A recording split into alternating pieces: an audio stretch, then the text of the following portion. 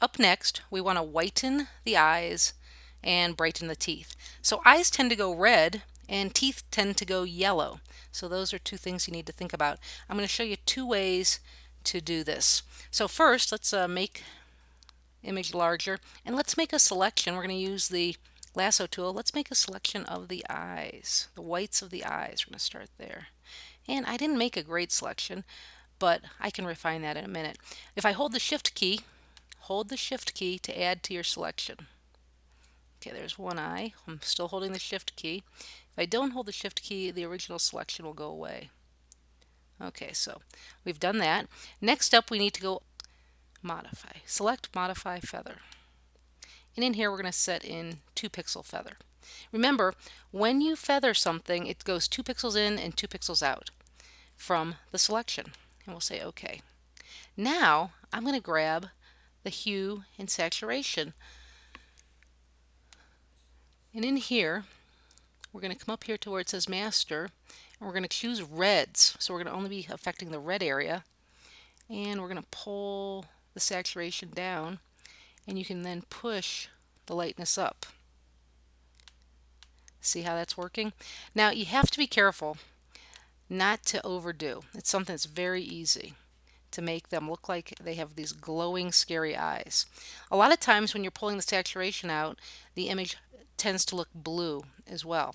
So you want to be careful. In the handout it says go 100%. That's very rare that you do that. Okay, so now that I've made that adjustment, I can come in here with my paintbrush and paint with black because I'm outside of here on this one and here as well. So I can come in here, oh, yep, I'm still up at 100% opacity, and I can refine that selection I made earlier. And once again, what do you want to do? Use a soft edged brush.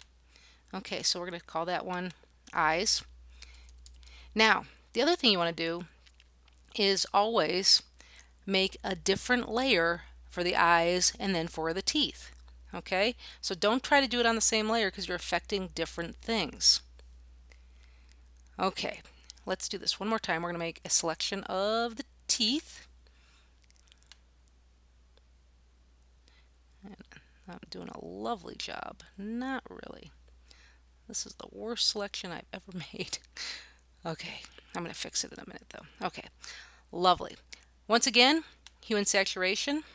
This time, we go up to master and we're going to choose yellows. We're going to do the same thing. We're going to pull the saturation down and bump up the lightness. There we go. Okay, and you can refine that. And once again, not a great job on my selection, so I can use my paintbrush and paint with white here to kind of cover the top of that tooth. Oops, I went too far. And make a better selection in here. So, and I didn't go in and feather it. I could have if I had actually made a decent selection, but I knew I was going to come back here with a soft edge brush and refine this. Okay, so that would be the teeth. I have to say I still see a little bit of the lipstick that I was working on earlier. I couldn't correct that here. I would have to come down here to Retouch and take it off there again. So I can do that. Come down here, grab this healing brush and come in here and just kind of try to make it look better, not worse.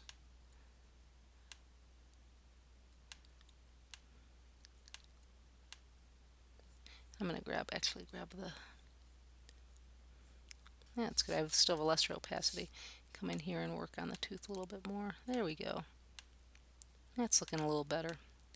Now, the reason I came back down here is because there's no pixels in these adjustment layers. So if I need to work on a retouch, I need to be on a layer with pixels.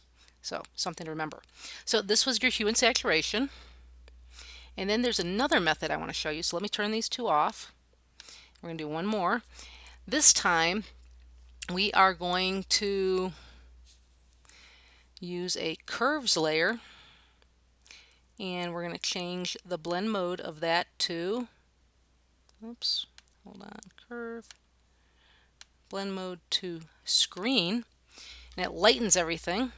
We'll do Command I, if I'm on the right part of the layer, Command I to hide that, and then we can just paint back in, not with the clone stamp. Just paint this back in. Well, it's way overdone, isn't it? Looking pretty scary. But don't worry. Let me fix this a little bit. We'll just get this going.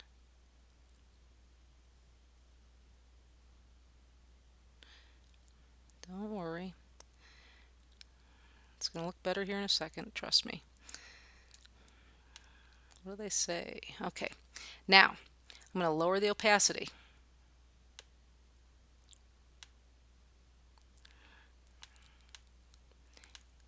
And I think that's probably going to be too much. Yeah, you can see that kind of works. It depends. Sometimes this is a great technique if the teeth aren't too yellow. Sometimes it's not the best technique. It just depends. So I think I actually like the teeth better over here. Now let's try this technique on the eyes. We're going to call this one Teeth 2, so we know. Teeth 2. And leave that on. And then we're going to come up here. Once again, we're going to create a new curves. Take the blend mode to screen. We're going to focus on the eyes. Command I. Paint in where we want the brightening.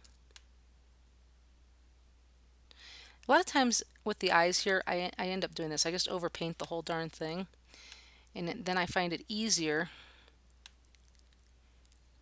to go back on the outside and with X, with the black, and then refine the shape. Okay, so I think that works a lot better. At least it does for me. Come over here, hit that eye. This lets me work faster. Okay, let's bring this down. So too scary, too much, will reduce the opacity of that layer. I think it's still a little too high, so we'll pull it down a little further.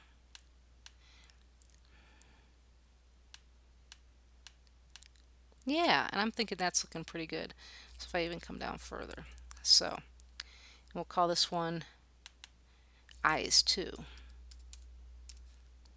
So I actually like the original teeth and the Eyes 2 better. But let's see here. There's Eyes 2 and there's Eyes 1. Eyes 1 is a little bit more subtle, but Eyes 2 I think gives her some pop and it's not overdoing it. So before and after. So those are two techniques for the eyes and the teeth.